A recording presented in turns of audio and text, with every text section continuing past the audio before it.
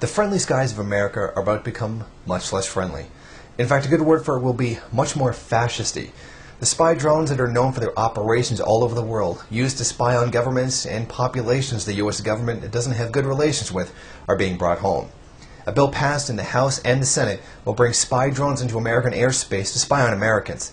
The Federal Aviation Administration Reauthorization Act now forces the removal of rules that previously made domestic drone use very difficult. This means that now spy drones are being used against the American public in the same airspace as commercial airliners and private aircraft. It is expected that up to 30,000 drones could be allowed in U.S. airspace by the end of the decade. The ACLU has already come out in condemnation of the new act. Their major concern is that the drone use, by legislation, is not limited to the use of law enforcement and federal government agencies. According to them, this is what they are concerned about. Require the FAA to simplify and speed up the process by which it issues permission to government agencies to operate spy drones. It must do this within 90 days. The FAA has already been working on a set of proposed legislations to loosen the rules around drones, reportedly set for release in the spring of 2012. Require the FAA to allow a government public safety agency to operate any drone weighing 4.4 pounds or less as long as certain conditions are met, within line of sight during the day, below 400 feet in altitude, and only in safe categories of airspace.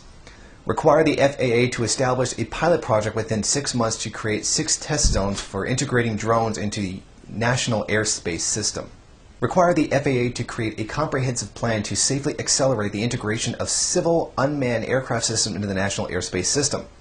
Civil drones means those operated by the private sector. Currently, it is all but impossible for any non-government entity except hobbyists to get permission to fly drones. For-profit use of drones is banned. Industry groups and their congressional supporters see this as a potential area for growth. Congress specifies the plan must provide for the integration of drones into the national airspace system as soon as practicable, but not later than September 30th, 2015. The FAA has 9 months to create a plan. The FAA is also required to create a 5-year roadmap for the introduction of civil drones into national airspace. Require the FAA to publish a final rule within 18 months after the comprehensive plan is submitted that will allow civilian operation of small, under 55-pound drones in the national airspace as a proposed rule for carrying out the comprehensive plans.